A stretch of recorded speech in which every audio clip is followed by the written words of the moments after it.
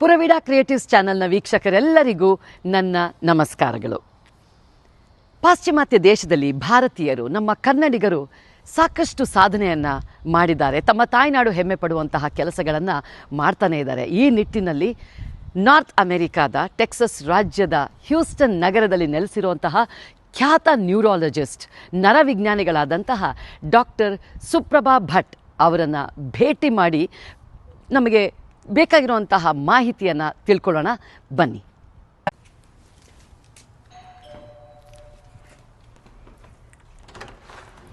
Hello Yamuna ಅವರೇ, ಬನ್ನಿ ಒಳಗೆ. ನಮಸ್ಕಾರ. ನಮಸ್ಕಾರ. ಚೆನ್ನಾಗಿದ್ದೀರಾ? ಗುಡ್. ನೀವು? ಆರಾಮ್. Thank you. ಬನ್ನಿ. ನಾರ್ತ್ ಅಮೆರಿಕಾದಲ್ಲಿರುವ ಕನ್ನಡ ಮೂಲದ neurologist doctor Suprabha Bhat Texas ವಿಶ್ವವಿದ್ಯಾನಿಲಯದ ವೈದ್ಯಕೀಯ ಕೇಂದ್ರದ ನ್ಯೂರಾಲಜಿ ವಿಭಾಗದಲ್ಲಿ ಫೆಲೋಶಿಪ್ ಇನ್ ಕ್ಲಿನಿಕಲ್ ಮಾಡಿದ್ದಾರೆ. ಹ್ಯೂಸ್ಟನ್ ವೈದ್ಯಕೀಯ ಪ್ರಯೋಗಗಳು, ಆಂಬ್ಯುಲೇಟರಿ ಮತ್ತು ಒಳ ರೋಗಿಗಳ ಆರೈಕೆಯಲ್ಲಿ ತಮ್ಮನ್ನು ತಾವು ತೊಡಗಿಸಿಕೊಂಡಿದ್ದಾರೆ. ಇವರು ನಮ್ಮ ಕರ್ನಾಟಕದ ಕಸ್ತೂರ್ಬಾ ವೈದ್ಯಕೀಯ ಕಾಲೇಜಿನಲ್ಲಿ ವೈದ್ಯಕೀಯ, ಪ್ರಸೂತಿ ಮತ್ತು ಸ್ತ್ರೀರೋಗ ಶಾಸ್ತ್ರ, ಶಸ್ತ್ರಚಿಕಿತ್ಸೆ, ಸಮುದಾಯ ಔಷಧ, ಪೀಡಿಯಾಟ್ರಿಕ್ಸ್ ಮತ್ತು ಮೂಳೆ ಚಿಕಿತ್ಸೆಯಲ್ಲಿ ಕ್ಲಿನಿಕಲ್ ಪರಿಭ್ರಮಣಗಳಲ್ಲಿ MBBS ಮಾಡಿದ್ದಾರೆ. ಹ್ಯಾಂಡ್ ಬುಕ್ ಆಫ್ ಮಲ್ಟಿಪಲ್ ಸ್ಕ್ಲೆರೋಸಿಸ್ 3ನೇ ಆವೃತ್ತಿ, ಟಿ-ಸೆಲ್ ಲಸಿಕೆಗಳು, ಓರಲ್ ಮೈಲಿನ್ ಮತ್ತು ಮಾನೋಕ್ಲೋನಲ್ ಪ್ರತಿಕಾಯಗಳೊಂದಿಗೆ ಪ್ರಾಯೋಗಿಕ ಚಿಕಿತ್ಸೆಗಳು, ಮಲ್ಟಿಪಲ್ ಸ್ಕ್ಲೆರೋಸಿಸ್ನ ಪ್ರಕಟಣೆಗಳನ್ನು ಕೂಡ ಮಾಡಿದ್ದಾರೆ.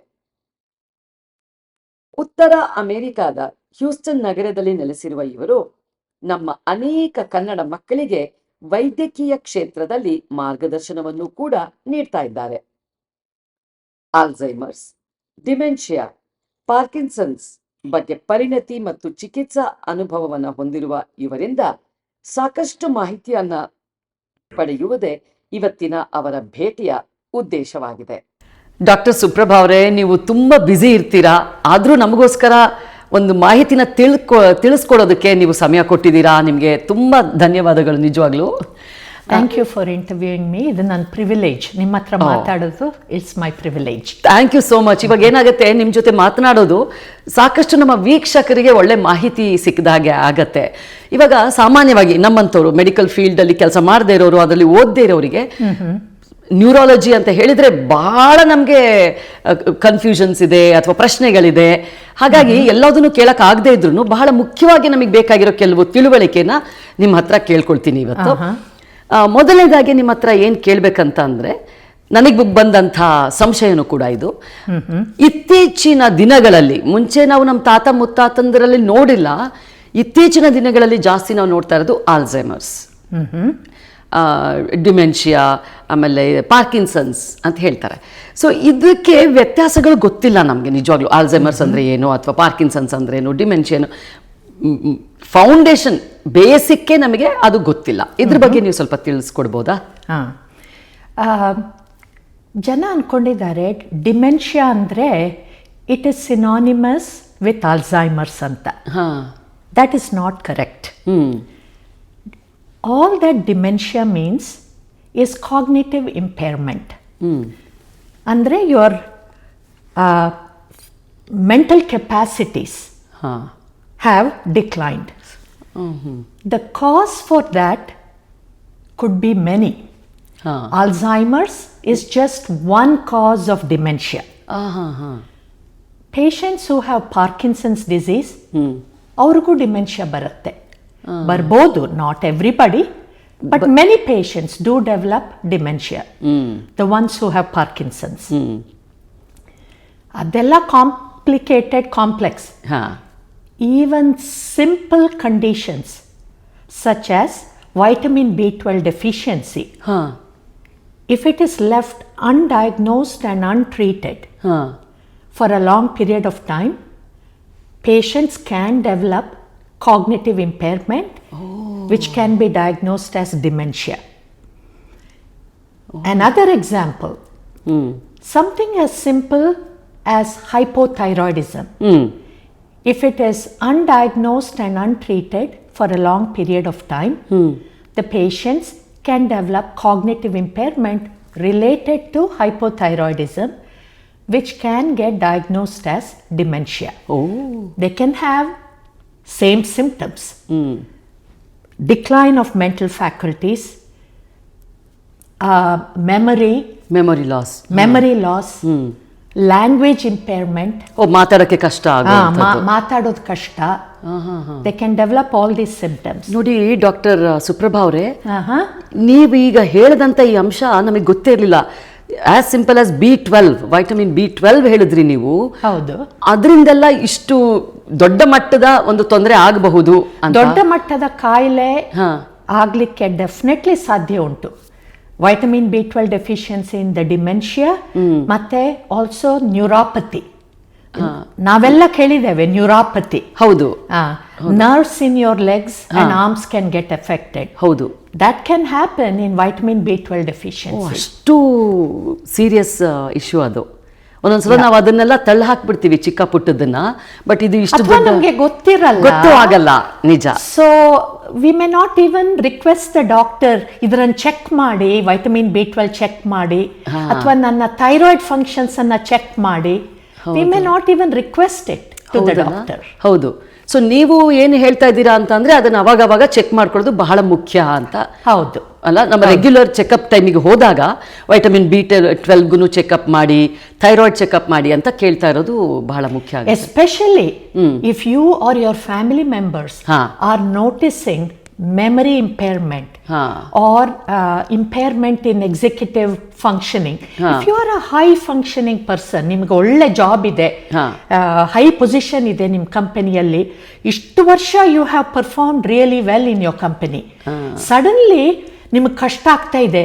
The same job you have done for 20 years and you are really good at it. ಈಗ ಸಡನ್ ಆಗಿ ಕಷ್ಟ ಆಗ್ತಾ ಇದೆ. ಯಾಕಿರ್ಬೋದು? You go to the doctor.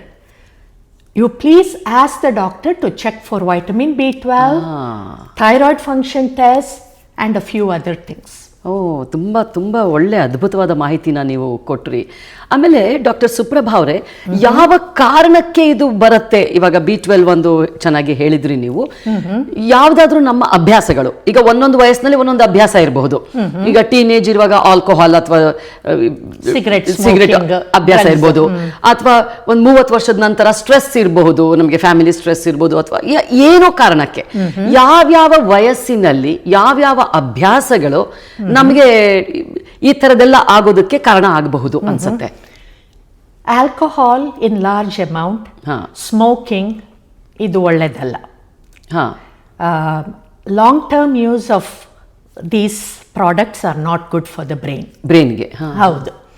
ಮತ್ತೆ ಸ್ಲೀಪ್ ಡಿಪ್ರೈವೇಶನ್, ಸರಿ ನಿದ್ರೆ ಬಾರದೆ ಇರೋದು ಫಾರ್ ವೇರಿಯಸ್ ರೀಸನ್ಸ್, ಅದು ಕಾರಣ ಏನೇ ಆಗಿರಲಿ, that can cause cognitive impairment.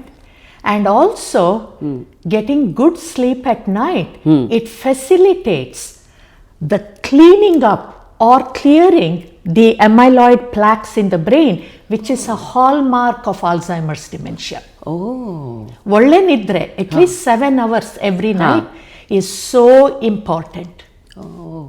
ಎಲ್ಲಾ ವಯಸ್ಸಿನವರಿಗೂ ನಿದ್ದೆ ಅನ್ನೋದು ಬಹಳ ಮುಖ್ಯ ಆಗುತ್ತೆ. ಹೌದು. ಸೊ ಅದಕ್ಕೆ ಪ್ರಾಮುಖ್ಯತೆ ಕೊಡಬೇಕು. ಹೌದು. ಮತ್ತೆ ಈವನ್ ವೆನ್ ಯು ಈಟ್, ತುಂಬಾ ಶುಗರ್, ತುಂಬಾ ಸ್ಯಾಚುರೇಟೆಡ್ ಫ್ಯಾಟ್, ಅನ್ಫಾರ್ಚುನೇಟ್ಲಿ ನಮ್ಮ ಇಂಡಿಯನ್ ಡಯಟ್ ಅಲ್ಲಿ ಅದೆಲ್ಲ ಸ್ವಲ್ಪ ಜಾಸ್ತಿ. ಹಬ್ಬ ಬಂತು ಅಂದ್ರೆ ಅಥವಾ ಫಂಕ್ಷನ್ ಬಂತಂದ್ರೆ ಅಷ್ಟೇ ಲಾಡು ಹೋಳಿಗೆ ಎಲ್ಲ ತಿನ್ನೋದೆ. ಹೌದು. Even I do the same. Guilty ಆಗತ್ತೆ, ಆದ್ರೂ ನಿಜ, ಆದ್ರೂ ತಿಂತೇವೆ. ಸೊ ಅದರನ್ನೆಲ್ಲ we have to watch and be careful. ಅದನ್ನ ಕಟ್ ಡೌನ್ ಮಾಡಬೇಕು. ಸ್ಯಾಚುರೇಟೆಡ್ ಫ್ಯಾಟ್ಸ್ ಅದು ಕೂಡ ಕಟ್ ಡೌನ್ ಮಾಡಬೇಕು. Because all of this promotes the development of amyloid plaques in the brain. Okay. ಈ ಮಾಹಿತಿನೂ ನಮಗೆ ಗೊತ್ತಿರಲಿಲ್ಲ. ನಾವೇನು ಮಾಡ್ತೀವಿ, ಸಾಮಾನ್ಯ ಜನರು ನಮ್ಮಂಥವ್ರು ವೈದ್ಯಕೀಯ ರಂಗದಲ್ಲಿ ಇಲ್ಲದೆ ಇರೋರು, ನಮಗೇನು ಅನ್ಸುತ್ತೆ, ಕೆಲವಷ್ಟೇ ಓಕೆ ಸ್ವಲ್ಪ ಎಕ್ಸಸೈಸ್ ಮಾಡಬೇಕು, ನೀರು ಕುಡಿಬೇಕು, ಈ ಥರ ಕೆಲವು ಮಾತ್ರ ಗೊತ್ತಿರತ್ತೆ. ಈ ರೀತಿ ನೀವು ಹೇಳಿದಾಗೆ ಈಗ B12 ಇಷ್ಟು ದೊಡ್ಡ ಡಿಸೀಸ್ ತರಬಹುದು, ಇನ್ನೊಂದು ನಿದ್ದೆ, ಇವೆಲ್ಲದಕ್ಕೂ ನಾವು ಗಮನ ಕೊಟ್ಟಿರಲ್ಲ. ಸೊ ಇದು ನೀವು ಹೇಳ್ತಾ ಇರೋ ಈ ಮಾಹಿತಿಗಳು ನಿಜವಾಗ್ಲೂ ಬಹಳ ಅನುಕೂಲ ಆಗತ್ತೆ ನಿಮಗೆ. ಮತ್ತೆ ಇನ್ನೊಂದು important, sorry for interrupting, Mediterranean diet ಅದು ನಿಮಗೆಲ್ಲ ಎಷ್ಟು ಪ್ರೀತಿ ಅಂತ ನನಗೆ ಗೊತ್ತಿಲ್ಲ, ಹಾ but here we all like it in America. ಹಾ ಅದು ತುಂಬ ಒಳ್ಳೆಯದು. ಅದ್ರಲ್ಲಿ ಏನೇನು ಬರುತ್ತೆ ಹೇಳಿ ಮೆಡಿಟೇರಿಯನ್ ಡಯಟ್? ಅದು ಫಲಾಫಲ್, ಹಮಸ್, ಹಾ ಹಾ ಪೀಟಾ ಬ್ರೆಡ್. ಹೌದು, ಈ ಹಮ್ಮಸ್ಸು ಫಲಾಫಲ್ ಇದೆಯಲ್ಲ ಅದು ನಮ್ಮ Chickpeas. ಕಡಲೆಕಾಳು ಮಾಡೋದಲ್ಲ, Chickpeas. ಚಿಕ್ ಪೀಸ್, ಅದೇ ಕಡಲೆಕಾಳಲ್ಲಿ ಅದನ್ನು ನಾವು ಚೆನ್ನ ಮಸಾಲ ಮಾಡ್ತೀವಲ್ಲ ಅಲ್ವಾ, ಅದು ಅಲ್ವಾ ಹೇಳಿದ್ದು? ಅದು ಹಮಸ್ ಎಲ್ಲ ಮಾಡೋದು ತುಂಬಾ ಈಸಿ. ಹೌದು, ಅದು ಈಗ ಯೂಟ್ಯೂಬ್ ಅಲ್ಲಿ ಎಲ್ಲ ರೆಸಿಪಿ ಎಲ್ಲನೂ ಸಿಗತ್ತೆ. ಹೌದು. It's very simple and very good for health. So ಇದು ಬ್ರೈನ್ ಹೆಲ್ತ್ಗೆ ಒಳ್ಳೇದಂತೀರಾ? ಎಸ್ ಎಸ್, ಕಡಲೆಕಾಳು. Okay. Hummus, falafel, baba ganoush, they are all Mediterranean foods. So ಅದು it is well established that Mediterranean regular consumption of Mediterranean diet lowers your risk of developing Alzheimer's dementia. ಹೌದಾ? ಹೌದು, ನಂಬ್ತೀರಾ ಬಿಡ್ತೀರಾ ನೀವು? ಗೊತ್ತೇ ಇರ್ಲಿಲ್ಲ. Exam ಅಲ್ಲೂ ಆ ಕ್ವಶನ್ ಬರುತ್ತೆ. ಹೌದಾ? ನೋಡಿ, ಈ ವಿಚಾರ ನನಗೆ ನಿಜವಾಗ್ಲೂ ಗೊತ್ತಿರಲಿಲ್ಲ. ನಮ್ಮ ಭಾರತೀಯ ಡಯಟಲ್ಲೂ ಕೂಡ ಈಗ ಚೆನ್ನ ಮಸಾಲ, ಆಮೇಲೆ ನಾವು ಕಾಳುಗಳು ಮಾಡುವಾಗ, ಪಲ್ಯಗಳು ಮಾಡುವಾಗ ಬಳಸ್ತೀವಿ. ಹಾಗಾಗಿ ಅದನ್ನ ಹೆಚ್ಚು ಉಪಯೋಗಿಸ್ಬೇಕಂತ ಹೇಳ್ತೀರಾ? ಆ spices, I think the spices that the Mediterraneans use, which may be little different, ನಮ್ಮ ಸ್ಪೈಸ್ ಇಂದ ಸ್ವಲ್ಪ ಡಿಫ್ರೆಂಟ್ ಇರ್ಬೋದು. Even that may be playing a role. ಓ, ಅದು ಕೂಡ. ಅವರು ತುಂಬಾ ಆಲಿವ್ ಆಯಿಲ್ ಯೂಸ್ ಮಾಡ್ತಾರೆ ನೋಡಿ. ನಿಜ ನಿಜ ನಿಜ. ಓಕೆ, ಸೊ ನೀವು ಹೇಳೋ ಪ್ರಕಾರ ಮೆಡಿಟೇರಿಯನ್ ಫುಡ್ ಸ್ವಲ್ಪ ಜಾಸ್ತಿ ತಗೊಂಡ್ರೆ ಒಳ್ಳೇದು. Very good. ಎಕ್ಸಸೈಸ್, ಹಾ, ರೆಗ್ಯುಲರ್ ಎಕ್ಸಸೈಸ್. ಹಾ, ಒಂದು ದಿವಸ ಮಾಡೋದು, 4 ದಿವಸ ಬಿಡೋದು, ಅದು ಉಪಯೋಗ ಇಲ್ಲ. You have to be consistent. ಪ್ರತಿದಿನ at least 20 minutes a day, 7 days a week. ಇಲ್ದಿದ್ರೆ 30 minutes a day, 5 days a week. ಮಾಡಲೇಬೇಕು.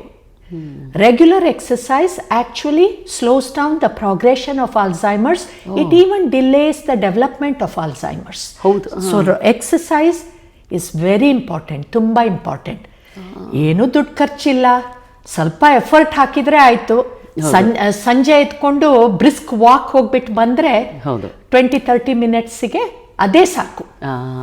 ಅಥವಾ ಜಿಮ್ಮಿಗೆ ಹೋಗಿ become a member in a gym, in a local gym. ಹೌದು. And exercise regularly, not just for the heart. ಹೌದು, it is very beneficial to the brain as well. ನೋಡಿ, ಈ ಅಂಶನೂ ನಮಗೆ ಗೊತ್ತಿರಲಿಲ್ಲ. ನಮಗೆ ಅನಿಸೋ ಪ್ರಕಾರ ದೇಹಕ್ಕೆ, ಅವೇನ ಹಾರ್ಟ್ಗೆ ಒಳ್ಳೇದಂತ ಅಂದ್ಕೊಳ್ತೀವಿ, ಬ್ರೈನ್ಗೂ ಸಹ. ಡೆಫಿನೆಟ್ಲಿ ಬ್ರೈನಿಗೂ ಸಹ ಒಳ್ಳೇದು. ಮತ್ತೆ ಕೆಲವರಿಗೆ ಅರೌಂಡ್ ಮೆನಪಾಸ್ ಅಥವಾ ಲೈಫಲ್ಲಿ ಏನಾದರೂ ಕಷ್ಟ ಬಂದರೆ ಡಿಪ್ರೆಷನ್ ಥರ ಆಗತ್ತೆ, ಸ್ವಲ್ಪ ಡೌನ್ ಅನಿಸ್ತೇವೆ. ಹೌದು. Please don't ignore it. Because ಡಿಪ್ರೆಷನನ್ನು ಡಯಾಗ್ನೋಸ್ ಮಾಡದೆ, ಸರಿ ಟ್ರೀಟ್ ಮಾಡದೆ, if it continues for a long period of time, that can cause cognitive impairment. It may not cause the pathological changes in the brain similar to Alzheimer's or Parkinson's, but the neurotransmitters are upset in the brain, and that can cause cognitive impairment, and that condition is called pseudo-dementia. ಅದು ನಿಜವಾದ dementia ಅಲ್ಲ. Dementia ಥರದ್ದೇ, dementia ಥರದ್ದೇ related to severe depression, and that is called pseudo dementia. ನಿಜವಾದ dementia ಅಲ್ಲ. But the clinical picture can look so similar to dementia. So ಅದು careful ಆಗಿರಬೇಕು, ಅದಕ್ಕೂ ಹುಷಾರಾಗಿರ್ಬೇಕು. ಸೊ ಈಗ ನೀವು ಈ ಯಾವ ಏಜ್ ಗ್ರೂಪಲ್ಲಿ ಇದನ್ನು ನೋಡ್ತೀರಾ ಹೆಚ್ಚಾಗಿ, ಇದು dementia?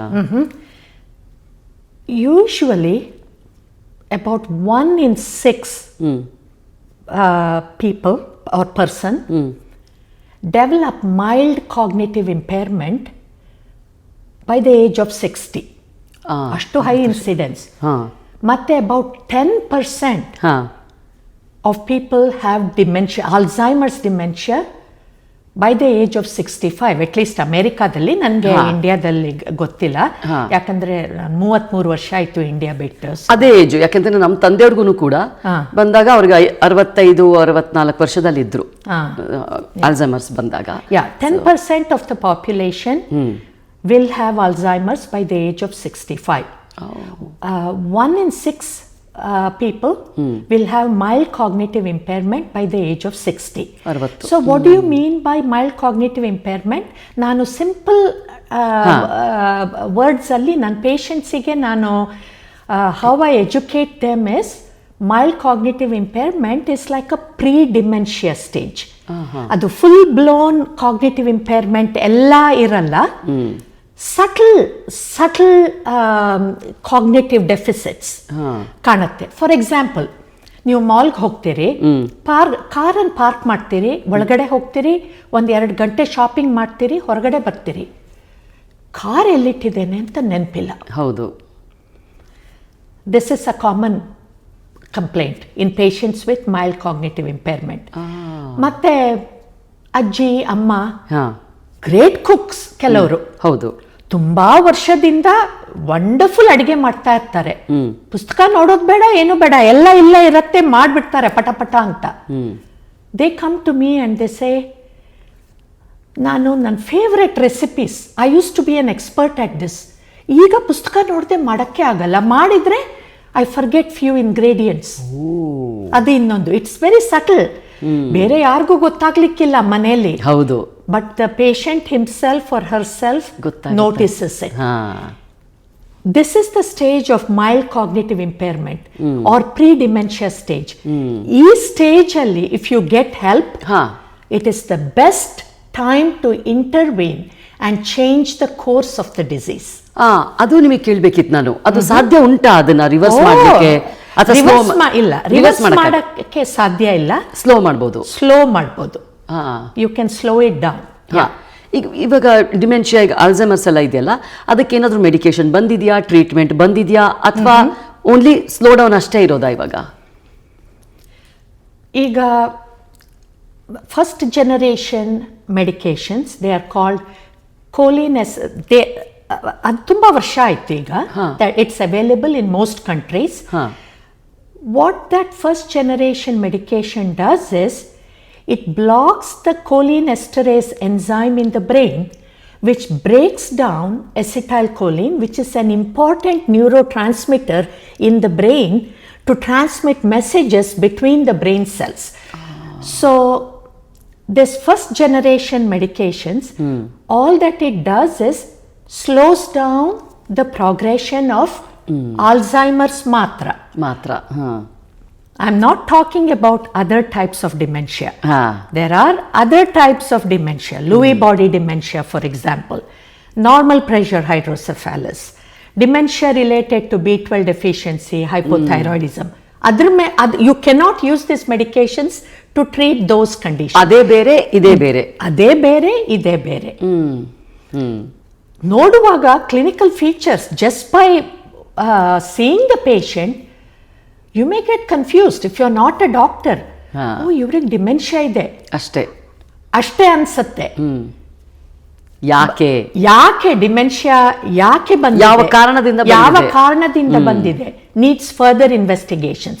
And these medications are only approved for the treatment of Alzheimer's dementia and also the pre-dementia stage, what you call mild cognitive impairment stage ಅಲ್ಲಿ ಈ ಮೆಡಿಕೇಶನ್ಸ್ ಅನ್ನ ಸ್ಟಾರ್ಟ್ ಮಾಡಿದ್ರೆ you will get the best results.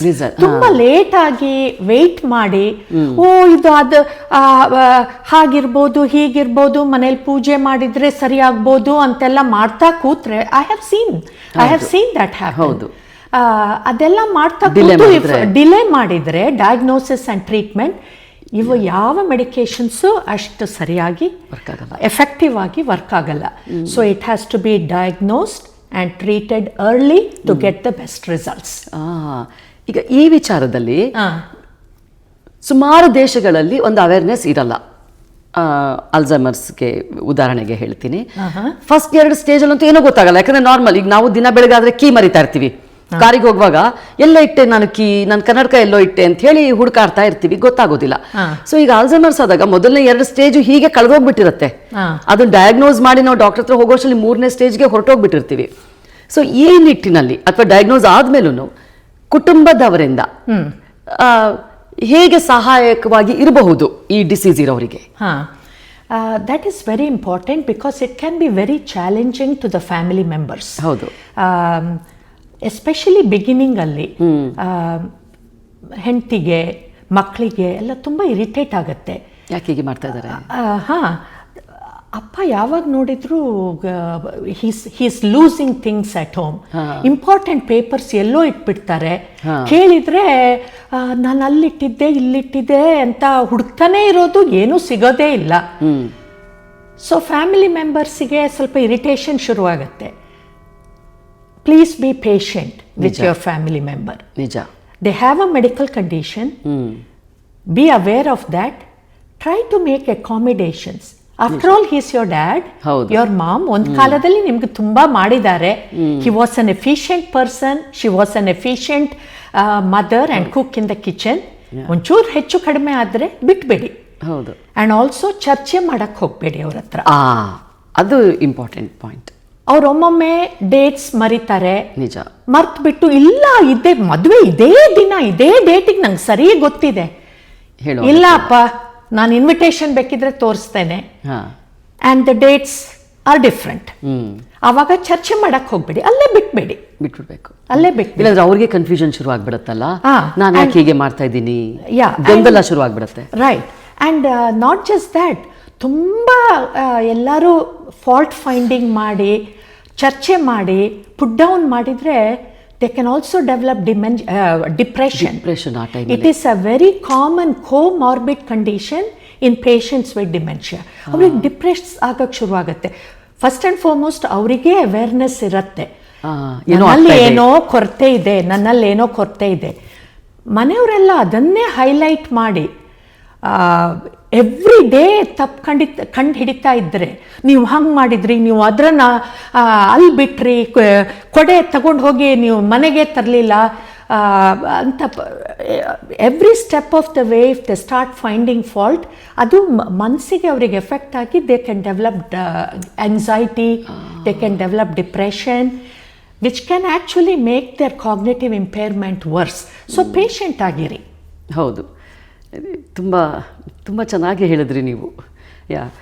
ಸಾರಿ, ನನಗೆ ಸ್ವಲ್ಪ disturb ಆದೆ, because ಸ್ವಲ್ಪ I became ಮತ್ತೆ ರಾತ್ರಿನೂ ನಾವು ಎಂಡ್ ಮಾಡುವ ಮೊದಲು I just want to add a few words about the more recent treatments. ಖಂಡಿತ. ಈಗ ಇನ್ ದ ಲಾಸ್ಟ್ 2 years, ಈಗ ಜೂನ್ ಆಫ್ 2023 ಅಲ್ಲಿ ಮತ್ತೆ ಜೂನ್ ಆಫ್ 2024 ಅಲ್ಲಿ 2 ಹೊಸ ಮೆಡಿಕೇಶನ್ಸ್ ಬಂದಿವೆ ಮಾರ್ಕೆಟಿಗೆ. ಯಾವುದಕ್ಕೆ? For the treatment of Alzheimer's dementia. I am not talking about some of the other dementias, Parkinson's, Lewy body, I am not talking about that. I am talking specifically about Alzheimer's dementia. 2 ಹೊಸ medications ಬಂದಿದೆ, ಕಿಸುನ್ಲಾ ಮತ್ತೆ ಲೆಕೆಂಬಿ ಅಂತ. They are ಇಮ್ಯುನೋಥೆರಪೀಸ್. IV ಆಗಿ ಕೊಡೋದು, ಅದು ಮಾತ್ರೆ ಅಲ್ಲ, IV ಆಗಿ ಕೊಡೋದು. Those 2 medications also early diagnosis ಮಾಡಿ ಟ್ರೀಟ್ಮೆಂಟ್ ಕೊಟ್ಟರೆ ತುಂಬ ಒಳ್ಳೆಯದು. ಮೋರ್ ಅಡ್ವಾನ್ಸ್ಡ್ ಡಿಮೆನ್ಷಿಯಾಕ್ಕೆ it is not indicated.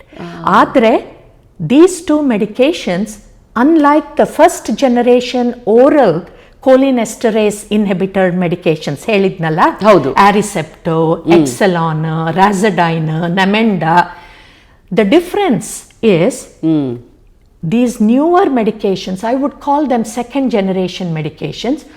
What it actually does is clears up and cleans the brain of the amyloid plaques, which is a hallmark of Alzheimer's dementia.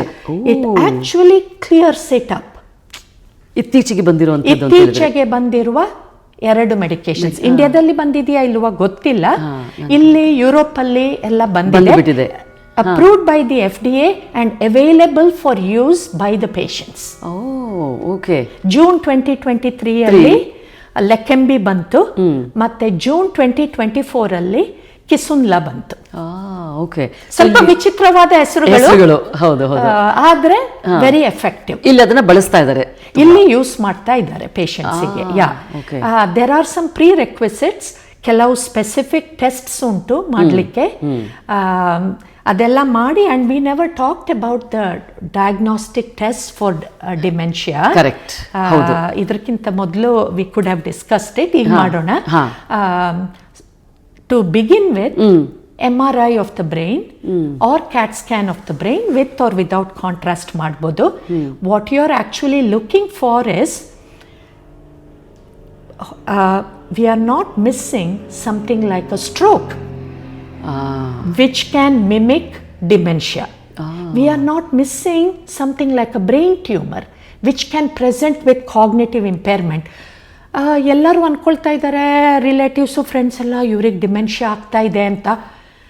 ನಾನು ಎಷ್ಟೋ cases ನೋಡಿದ್ದೇನೆ. MRI ಮಾಡ್ತೇವೆ, tumour, ಬ್ರೈನಲ್ಲಿ tumour ಇದೆ, ಅವ್ರಿಗೆ ತಲೆನೋವು ಇರಲಿಲ್ಲ, ಬೇರೆ ಏನು ಸಿಂಪ್ಟಮ್ಸ್ ಇರಲಿಲ್ಲ, ಆ್ಯಂಡ್ ಸರ್ಜರಿ ಮಾಡಿ ಟ್ಯೂಮರ್ ತೆಗೆದ ನಂತರ ಆರಾಮ್.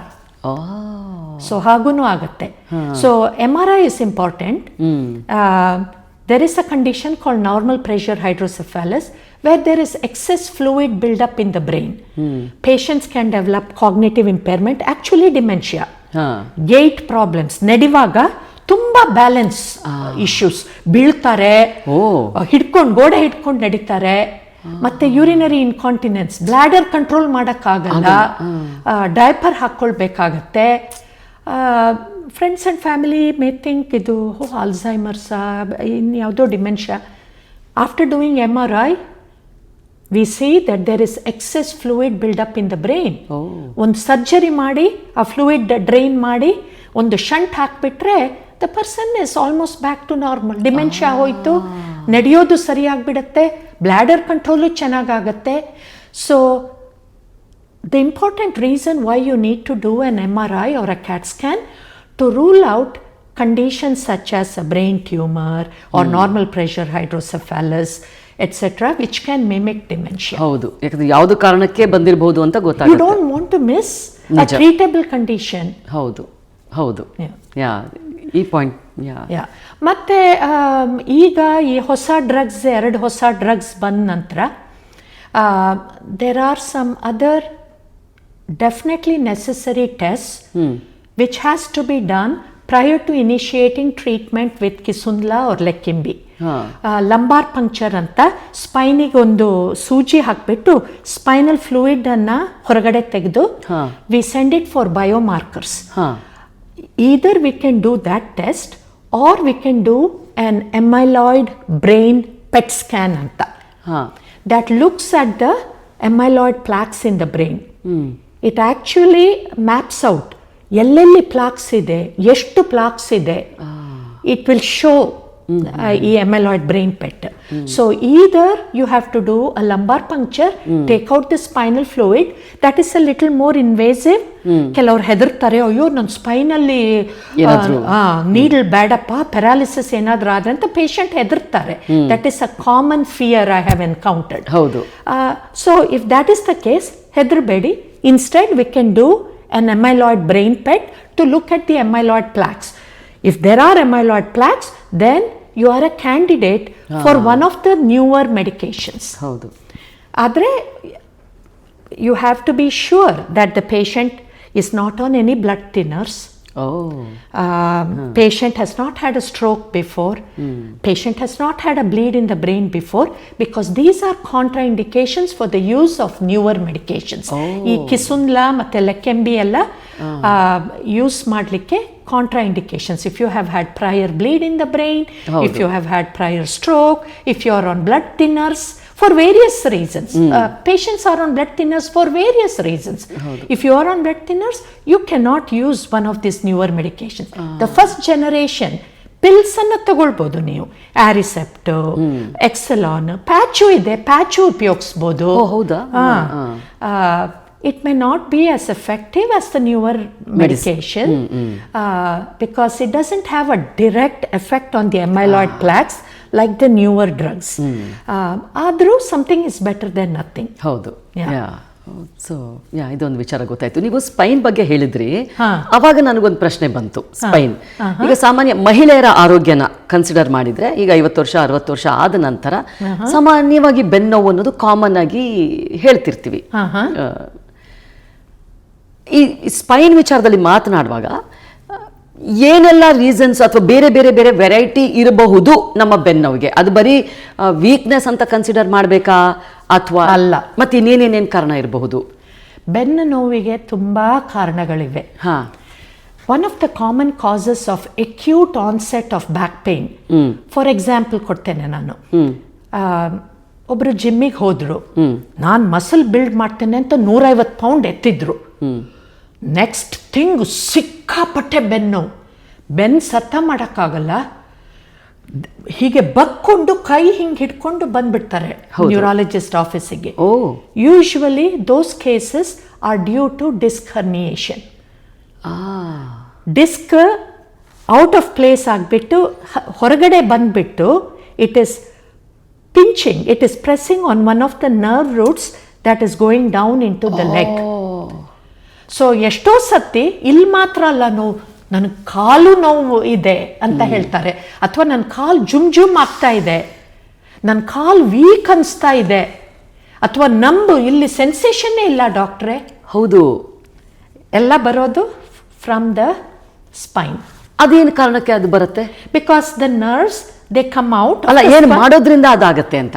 ಒನ್ ಎಕ್ಸಾಂಪಲ್, ತುಂಬಾ ಹೆವಿ ಲಿಫ್ಟಿಂಗ್. ಮತ್ತೆ ಪಾಪ ಎಷ್ಟೋ ಜನ ಕನ್ಸ್ಟ್ರಕ್ಷನ್ ವರ್ಕಲ್ಲಿ ಇದು ಮಾಡ್ತಾರೆ, they have to lift 100-200 pounds, ಬೇರೆ ನಿವೃತ್ತಿ ಇಲ್ಲ. ಕರೆಕ್ಟ್.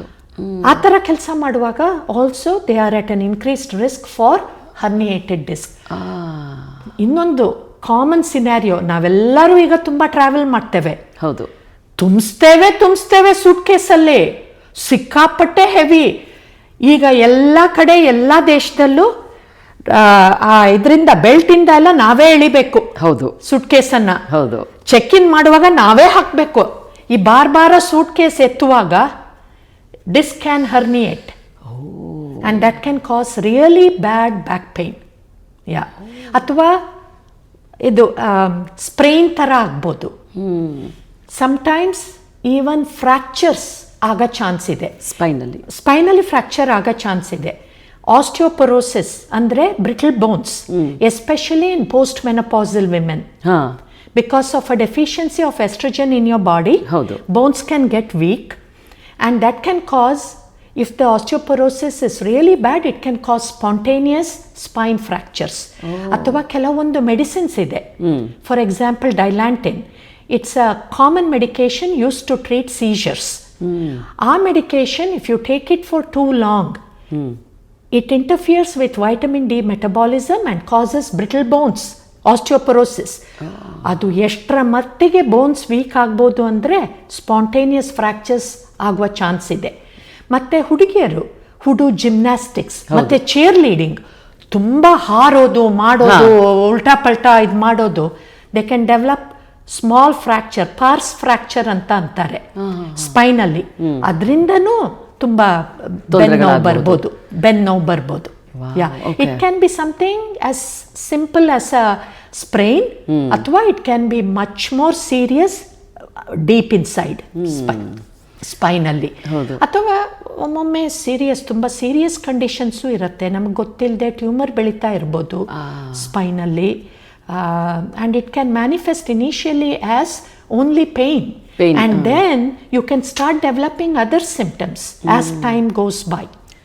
ಸೊ ಬೇಸಿಕಲಿ ಏನೇ ಒಂದು ಈ ಥರದ ತೊಂದರೆ ಬಂದಾಗ್ಲೂ ಡಾಕ್ಟರ್ ಹತ್ರ ಹೋಗಿ MRI ಅವ್ರು ಏನು ಹೇಳ್ತಾರೆ ಅದು ಮಾಡೋದು ಬಹಳ ಮುಖ್ಯ. ಹೌದು. ಅವಾಗ ಅಟ್ಲೀಸ್ಟ್ ನಿಮಗೆ ಗೊತ್ತಾಗುತ್ತೆ ಕಾರಣ ಏನು ಅನ್ನೋದು. 2 to 3 ದಿನ ಮ್ಯಾಕ್ಸಿಮಮ್ ನೀವು ಮನೇಲಿರುವ ಟೈಲನಾಲ ಅಥವಾ ಪ್ಯಾರಾಸಿಟಮಾಲ ಅದು ತಗೊಂಡು ಸ್ವಲ್ಪ ಐಸ್ ಗೀಸಿಟ್ಟು ಮನೇಲಿ ಜಾಸ್ತಿ ಕೆಲಸ ಮಾಡದೆ ಸ್ವಲ್ಪ ರೆಸ್ಟ್ ಮಾಡಿ ಹೋಗುತ್ತಾ ಅಂತ ನೋಡಿ 1-2-3 ದಿವಸ. ಭಾರ ಗೀರ ಎಲ್ಲ ಎತ್ತದೆ, ಮಕ್ಳ ಹತ್ರ ಎಲ್ಲ ಸ್ವಲ್ಪ ಹೆಲ್ಪ್ ಕೇಳಿ ಮನೆಯಲ್ಲಿ, ನೀವು ಮಾಡ್ರಿ ನನಗೆ ಸ್ವಲ್ಪ ರೆಸ್ಟ್ ಬೇಕು. Try that for 3 days. If it doesn't get better, don't delay, go to a neurologist. ಸರಿಯಾಗಿರುವ ಟೆಸ್ಟ್ ಅನ್ನ in a timely manner get it done. ಇದು ಭಾಳ ಒಳ್ಳೇದು. ಯಾಕೆ ಅಂತಂದರೆ ಸುಮಾರು ಸಲ ನಾವು ತುಂಬ ಪ್ರಾಬ್ಲಮ್ಸ್ನ ಹೀಗೆ ಇಗ್ನೋರ್ ಮಾಡ್ತೀವಿ, ಏನೋ ಒಂದು ನೋವು ಇರಬೇಕು, ಏನೋ ಇರಬೇಕು ಅಂತ ಹೇಳಿ. ಸೊ ಹಾಗಾಗಿ ಇದು ನೀವು ಹೇಳಿದ್ದು ಅಂಶ ತುಂಬ ಉಪಯುಕ್ತವಾಗಿದೆ. ಅದೇ ನಿಮ್ಮ ಫ್ಯಾಮಿಲಿ ಮೆಂಬರ್ಸಲ್ಲಿ ನೀವು ಕಾಗ್ನೇಟಿವ್ ಪ್ರಾಬ್ಲಮ್ಸನ್ನು ನೋಟಿಸ್ ಮಾಡಿದರೆ, ಅಥವಾ a dad or a husband who used to be very efficient at work is no longer able to perform his job duties efficiently. ತುಂಬ ಕಂಪ್ಲೇಂಟ್ಸ್ ಬರ್ತಾ ಇದೆ from coworkers, from his boss. Do not ignore it. ಏನು ಕಾರಣ ಇರ್ಬೋದು? Try to find out by taking him to the right specialist and get the right test done in a timely manner. ಹೌದು. Because if intervention is possible and if this can be slowed down, if this is a serious neurological condition like Alzheimer's disease, correct ಟೈಮಿಗೆ early on in the onset treatment ಕೊಟ್ಟರೆ we can slow down the progression of Alzheimer's.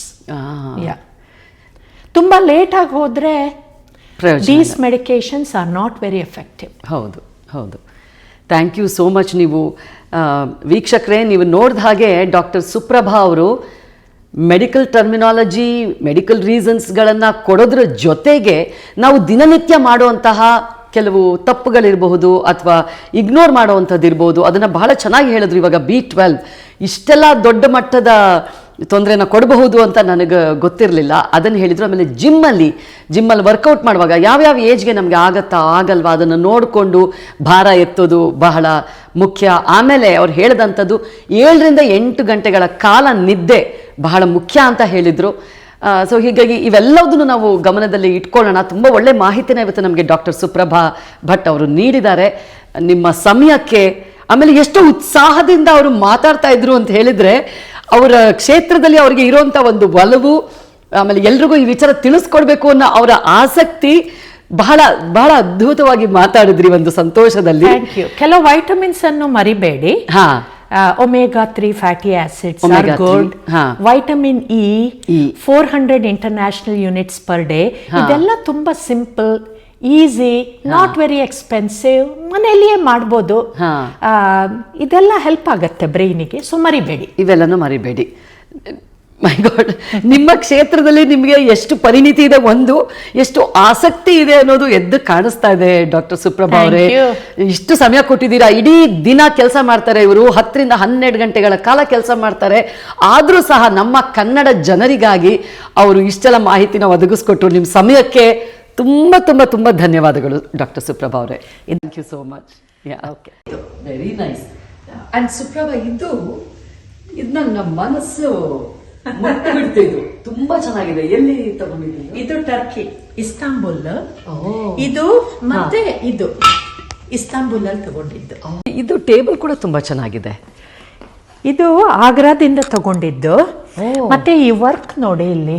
ಹೌದು, ಸುತ್ತ ಮತ್ತೆ ಮಧ್ಯದಲ್ಲಿ. ಹೌದು, ಈ work ಮಾಡಿರುವ artists they are the same family of the artists who worked on Taj Mahal. Taj Mahal ಕಟ್ಟಿದವರ ancestors ಕಟ್ಟಿರೋದು ಇವರು, ಅವರ ಜನಾಂಗದವರು. ವಾವ್, ತುಂಬಾ ಚೆನ್ನಾಗಿದೆ. ಮಾತ್ರ ಎಲ್ಲ ಕಡೆ ಸಿಗಲ್ಲ, ಇದು ಫ್ಯಾಮಿಲಿ ಟ್ರೆಡಿಷನ್ ಇಂದ ಬಂದಿರೋದು ಅಂತ ಹೇಳಿದ್ರಿ ನೀವು. ಹೌದು, ಅವ್ರು ಮಾಡಿರೋದು ತುಂಬಾ ಚೆನ್ನಾಗಿದೆ. I think it's all hand made. ಮತ್ತೆ ಚೆನ್ನಾಗಿ ಪ್ಯಾಕ್ ಮಾಡಿ they shipped it free of cost. Agra ನಮ್ಗೇನು ಶಿಪ್ಪಿಂಗ್ ಚಾರ್ಜ್ ಮಾಡಲಿಲ್ಲ. ಆಗ್ರಾದಿಂದ ಇಲ್ಲಿ ಅಮೆರಿಕ ಹ್ಯೂಸ್ಟನ್ ಡೋರ್ ಸ್ಟೆಪ್ ವರೆಗೆ ಬಂದಿದೆ with no shipping charge. Apparently the government of India promotes this art and they pay for the shipping. Government pay ಮಾಡಿದ್ದು ಶಿಪ್ಪಿಂಗಿಗೆ. We didn't have to pay. ಎಷ್ಟು ವರ್ಷ ಆಯ್ತು ಇದು ತಗೊಂಡ್ ಬಂದು? ಇದು 10 ವರ್ಷದ ಮೇಲಾಯ್ತು. ಹೌದಾ? ಈಗ ಗೊತ್ತಿಲ್ಲ, ರೂಲ್ಸ್ ಎಲ್ಲ ಚೇಂಜ್ ಆಗಿದೆಯಾ ಅಂತ. ಆವಾಗ it used to be free shipping. ತುಂಬಾ ಚೆನ್ನಾಗಿದೆ. ಮತ್ತೆ ಇದು ಇಟಲಿಯಿಂದ ಹೋದಾಗ ತಗೊಂಡಿದ್ದು. ನಂಗೆ ತುಂಬಾ ಇಷ್ಟ ಆಯ್ತು. ಬಹಳ ಚೆನ್ನಾಗಿದೆ ಈ ವರ್ಕ್. I like it. ಇದು ಸರ್ವಿಂಗ್ ಟ್ರೇ ತರ. ಹೌದು, ತುಂಬಾ ತುಂಬಾ ಚೆನ್ನಾಗಿದೆ. I like the colours also, very bright colours. ಮತ್ತೆ ಅದು ಕಾಂಬಿನೇಷನ್ ಚೆನ್ನಾಗಿ ಹೋಗ್ತಾ ಇದೆ. ಮತ್ತೆ ತುಂಬಾ ಆರ್ಟಿಸ್ಟಿಕ್ ಆಗಿ ಮಾಡಿದ್ದಾರೆ. ನಿಜ, ಹೌದು. ನೀವು ಹೋದಾಗಲಾ? ಇದು ಪ್ಯಾರಿಸ್ಸಿಗೆ ಹೋದಾಗ ತಗೊಂಡಿದ್ದು. ಇದು ಆಗ್ರಾಕ್ ಹೋದಾಗ ತಗೊಂಡಿದ್ದು, ಅಲ್ಲಿ ಲೋಕಲ್ ಸ್ಟೋರ್ ಅಲ್ಲಿ. ಇದು ಕ್ಯಾಮಲ್ ಬೋನ್ಸ್ ಇಂದ ಮಾಡಿರೋದಂತೆ. Oh my God. ಮತ್ತಿದೆಲ್ಲ ಪ್ರೆಷಸ್ ಸ್ಟೋನ್ಸ್ ಅಂತೆ, ಒರಿಜಿನಲ್ ಪ್ರೆಷಸ್ ಸ್ಟೋನ್ಸ್ ಅಂತೆ. ಹಾ, ಇದು ತೆಗಿಬೋದಾ? ನಾನೇನು ಟೆಸ್ಟ್ ಮಾಡಿಸಿಲ್ಲ, ಅವ್ರು ಹೇಳಿದ್ದನ್ನ ನಂಬಿಬಿಟ್ಟು ತಗೊಂಡಿರೋದು. I loved it. ತುಂಬಾ ಚೆನ್ನಾಗಿದೆ, ತುಂಬಾ ತುಂಬಾ ತುಂಬಾ ಚೆನ್ನಾಗಿದೆ. ನಮ್ಮ ಆಗ್ರಾದು ಬ್ಯೂಟಿಫುಲ್. ಮತ್ತೆ ಇದು ಮೆಕ್ಸಿಕೋದಲ್ಲಿ ತಗೊಂಡಿರೋದು, ನಾವು ಟೂರ್ ಹೋದಾಗ. It was a interesting experience ನನಗೆ. ಸ್ಟೋರಲ್ಲಿ ತಗೊಂಡ ನಂತರ ಅಲ್ಲಿ ಬಿಲ್ ಮಾಡ್ಸಕ್ ಹೋದೆ. ಬಿಲ್ ಮಾಡಿಸಿದ ತಕ್ಷಣ ನನ್ನ ಕೈಯಲ್ಲಿ ಕೊಡ್ಲಿಲ್ಲ ಇದರನ್ನ. ಇಲ್ಲಿ ಬನ್ನಿ ಅಂತ ಹೇಳಿ ಒಂದು ಚೇರಲ್ಲಿ ಕೂರಿಸ್ಬಿಟ್ಟು ಇದರನ್ನ ಹಿಡ್ಕೊಳ್ಳಿ ಅಂತ ಹೇಳಿದ್ರು. ಒಂದು ಪೂಜೆ ಮಾಡಿದ್ರು ಅವರು, ಮೆಕ್ಸಿಕೋದವರು ಒಂದು ಪೂಜೆ ಮಾಡಿದ್ರು. ಒಂದು ಹಿಡಿಸುಡಿ ತರ ಒಂದೇನೋ ತಗೊಂಡು ನನ್ನ ತಲೆ ಮೇಲೆ ಹಿಂಗ್ ಹೊಡೆದ್ಬಿಟ್ಟು, ಇದಕ್ಕೆ ಹೊಡೆದ್ಬಿಟ್ಟು, ಮತ್ತೇನೋ ಇನ್ನು ಏನೋ ಇದು ಊದ್ಬತ್ತಿ ತರ ಏನೋ ಹಿಂಗೆಲ್ಲ ಮಾಡಿ ಹೇಳಿದ್ರು, ಇದರನ್ನ ಮನೆಗೆ ತಗೊಂಡು ಹೋಗಿ ಹೋದ ದಿವಸ ಉಪ್ಪು ನೀರಲ್ಲಿ 24 hours ಸೋಕ್ ಮಾಡಿ ಇಡಬೇಕು. ನೆಕ್ಸ್ಟ್ ಡೇ ಒಂದು ಕ್ಲೀನ್ ಬಟ್ಟೆ ತಗೊಂಡು ಉಜ್ಜಿಬಿಟ್ಟು you can keep it in your show case.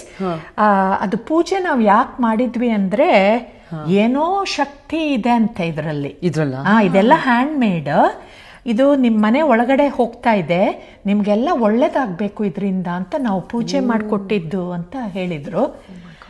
ಸತ್ಯನ ಸುಳ್ಳ ಗೊತ್ತಿಲ್ಲ, ನಾನು ಮಾಡಿಸ್ಕೊಂಡೆ. ಹೌದು, ಆ ರೀತಿ ಹೇಳಿದ್ಮೇಲೆ ನಮಗೊಂದು ನಂಬಿಕೆ ಬರುತ್ತೆ. ಅದನ್ನ ನೋಡಿದ್ರು ಕೂಡ ಹಾಗನ್ಸುತ್ತೆ, ಏನೋ ಒಂದು ಪವರ್ಫುಲ್ ಇದು ತರ ಅನ್ಸುತ್ತೆ. ಇದಕ್ಕೆ ಹೆಸರೇನಾದ್ರೂ ಇದೆಯಾ? ಇಲ್ಲ, ಆದ್ರೆ ಇದೆಲ್ಲ ಹ್ಯಾಂಡ್ ಮೇಡ್ ಅಂತೆ. ಇದೆಲ್ಲ ಹ್ಯಾಂಡ್ ಮೇಡ್ ಕೂಡ. ಏನ್ ಮೆಟೀರಿಯಲ್ ಇರ್ಬೋದು ಇದು? ಇದು ಗ್ರಾನೈಟ್ ತರ ಕಾಣಿಸುತ್ತೆ. ಗ್ರಾನೈಟ್ ಇದೆ. ಇದು ದಂತ ತರ ಇದೆಯಾ ಅಂತ? ಅಲ್ಲ, ಇದು ನೋಡಿ ನೀವು, ಓಪಲ್ ಪ್ರೆಷಸ್ ಸ್ಟೋನ್ ತರ ಇಲ್ವಾ? ಹೌದು ಹೌದು. ಇಂಡಿಯಾದಲ್ಲೆಲ್ಲ ಪೆಂಡೆಂಟ್ಗಳು ಹಾಕ್ತಾರಲ್ಲ, ಕರೆಕ್ಟ್, ನಿಜ. ತುಂಬಾ ಚೆನ್ನಾಗಿದೆ. ಒಂದ್ಸಲ ಹಿಡಿಬೋದಾ? ಹಿಡಿ. ಭಾರ ಇದೆ. ಹೌದು, ಒಳ್ಳೆ ಭಾರ ಇದೆ. ತುಂಬಾ ಚೆನ್ನಾಗಿದೆ, ಬ್ಯೂಟಿಫುಲ್. ಹೀಗೆ ನೀವು ಪ್ರಪಂಚದಾದ್ಯಂತ ಎಲ್ಲೆಲ್ಲಿ ಹೋಗಿದ್ದೀರಾ ಅಲ್ಲಿದೆಲ್ಲ ಒಂದೊಂದು ಸುವಿನಿಯರ್ಸ್ ತಂದು ಇಟ್ಕೊಂಡಿದ್ದೀರಾ ಇಲ್ಲಿ. ತುಂಬಾ ಚೆನ್ನಾಗಿದೆ. ಇದೆಲ್ಲಿ? ಬಾರ್ಸಿಲೋನಾ. ಎಷ್ಟು ಕಡೆ ಹೋಗಿದ್ದೀರಾ ನೀವು ನೋಡಿ. ಆನೆ ಕೂಡ ಎಂತ ಚೆನ್ನಾಗಿದೆ ಅದು. ಇದು ಲೋಕಲ್ಲೇ, ಫ್ಲಾರಿಡಾದೆಲ್ಲ ಎಲ್ಲೋ ತಗೊಂಡು. ತುಂಬಾ ಚೆನ್ನಾಗಿದೆ. ಇದು ನಮ್ಮ ಇಟಲಿ, ವೆನಿಸ್ ಅಲ್ಲಿ. ಹೌದು, ತುಂಬಾನೇ ಚೆನ್ನಾಗಿರೋ ಒಂದೊಂದು. ಆಮೇಲೆ ಅದು ಟರ್ಕಿನಲ್ಲಿ ತಂದಿದ್ದ. ಹೌದು. ಈ ಸೆಂಟರ್ ಪೀಸ್ ಇದೆ ಅಲ್ವಾ, ಸೇಮ್ ಸ್ಟೋರ್ ಅಲ್ಲಿ ಅದನ್ನು ತಗೊಂಡಿರೋ. ಇದು ಮತ್ತೆ ಅದು ಎರಡನ್ನು ತುಂಬಾ ಚೆನ್ನಾಗಿದೆ ಅದು ಸಹ.